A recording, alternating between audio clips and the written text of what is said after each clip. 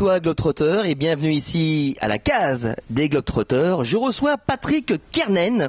Patrick, bonjour, comment ça va? Bonsoir Stéphane. Bonsoir, ça va bien, t'as pas peur?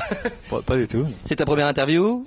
Non, j'en ai fait, T'en as fait plein dans de nombreux domaines. Bon, tu as visité 140 pays depuis 35 ans. Pour faire autant de pays comme ça, c'est quoi ton secret? J'ai eu la chance d'avoir une carrière militaire, j'avais donc beaucoup de congés, des permissions, et je n'en ai laissé aucun à l'administration, contrairement à certains de mes collègues. Alors il va nous parler de deux pays qui sont pas, qui sont assez, enfin c'est assez spécial, entre guillemets. Pourquoi spécial? Quand on vous dit je pars demain en Iran ou en Ouganda, est-ce que c'est quelque chose qui est assez commun? Toi tu l'as fait. Tu es revenu il n'y a pas très longtemps.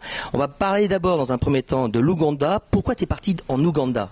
Effectivement, quand on regarde l'actualité, l'Afrique paraît à feu et à sang, que ce soit la Libye, l'Égypte, le Kenya, la Tanzanie, ou des attentats ou des guerres civiles.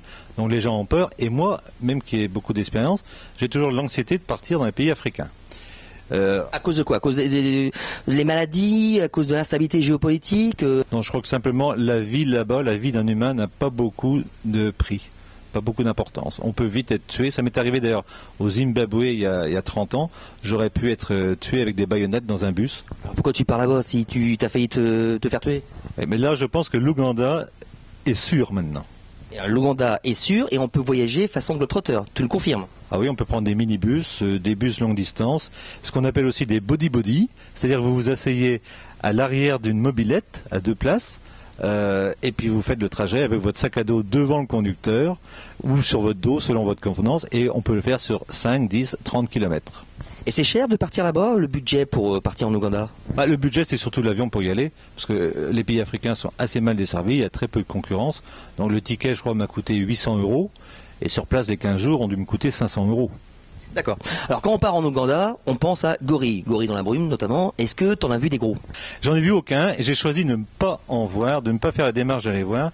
J'ai senti que c'était l'attrape-touriste, parce que sans garantie d'en voir, on nous fait faire 7 à 8 heures de marche dans la brousse, pour 500 €, sans compter les frais annexes d'hôtel et d'acheminement sur place, dans des groupes de 5 à 10 personnes. Ça m'a paru la grosse arnaque, parce qu'il y a peu de chances que le gros de l'argent parte dans le parc national. En Afrique, il y a beaucoup de corruption, et je pense que c'est un gros vecteur de corruption, là. Enfin, si ça marcherait pas, je pense que de toute façon, aller visiter l'Ouganda et voir les gorilles, ça fait longtemps qu'on ne pourrait plus le faire. Donc on peut quand même en voir quelque part, non? Bien sûr, on peut en voir. Ouais. Mais disons que voir les gorilles, ça coûte aussi cher que de visiter tout le reste du pays en 2 semaines. J'ai fait mon choix. Ah oui, d'accord. Alors, tu es parti en Ouganda, donc c'est déjà pas rien de partir dans un voyage comme ça, mais tu es aussi parti en Iran. Alors l'Iran, avec tout ce qu'on entend à la télé, ça peut faire peur. T'es parti où? À Téhéran, t'as fait le pays en long, en large, en travers. Est-ce que c'est dangereux? La question est claire et précise de partir en Iran. Quand on dit ça autour de nous, les gens peuvent tout de suite faire des grands bonds. T'es revenu entier pourtant. Ah oui, je suis revenu entier. J'ai visité la moitié ouest du pays, donc de la frontière turque, la région kurde, donc juste au sud de l'Arménie, quasiment jusqu'à la mer arabo-persique, le golfe arabo-persique, donc Shiraz. Tout ça en bus, en taxi. C'est effectivement très dangereux, mais le seul danger, c'est comme dans beaucoup de pays, c'est la voirie et les taxis qui roulent à une vitesse excessive. C'est là qu'on peut... J'ai eu deux quasi-accidents où j'ai cru que j'allais y rester à cause des taxis. Est-ce que tu me confirmes qu'en dehors de ces petits tracas, c'est des pays safe? Oui, très très safe.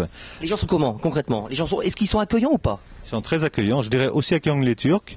Ils sont très curieux, parce que leur pays, même s'il s'ouvre à l'extérieur, notamment via les télévisions par satellite, est encore un peu coupé du monde. Le gouvernement sur place contrôle Internet, de temps en temps il le coupe, les télévisions sont sans doute aussi coupées, la plupart des gens ne croient plus au blabla des mollahs.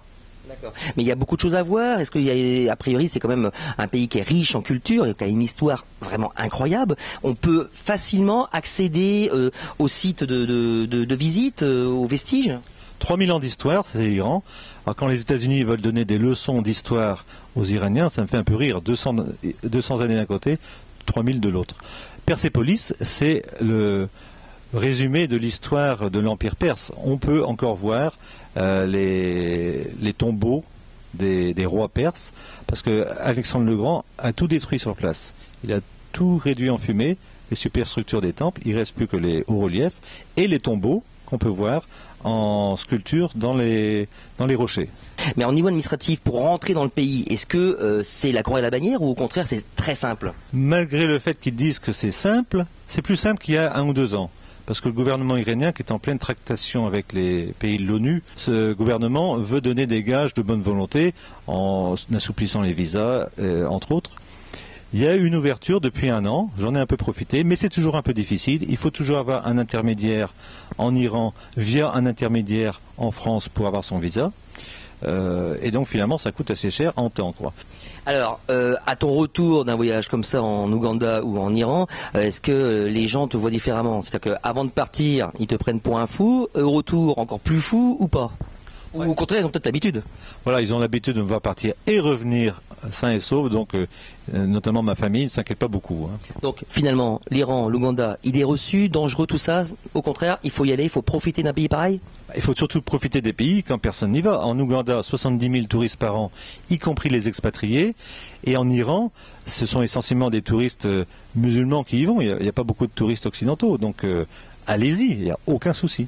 140 pays en tout, dont l'Ouganda et l'Iran. Quel est le prochain pays le plus encore fou? Est-ce que c'est la Corée du Nord? Est-ce que ça va être d'autres pays? Je crois que ça sera le Mozambique et le Swaziland. Voilà. D'accord. C'est pour janvier prochain. Patrick Kerven, qui fait des voyages un peu fous, un peu incroyables, qui peut justement donc en faire des articles, notamment dans le magazine des Globetrotters, qu'on retrouvera très prochainement. Merci à toi et à très bientôt pour encore une autre aventure dans un pays incroyable. Merci Stéphane. À très bientôt. Bonsoir.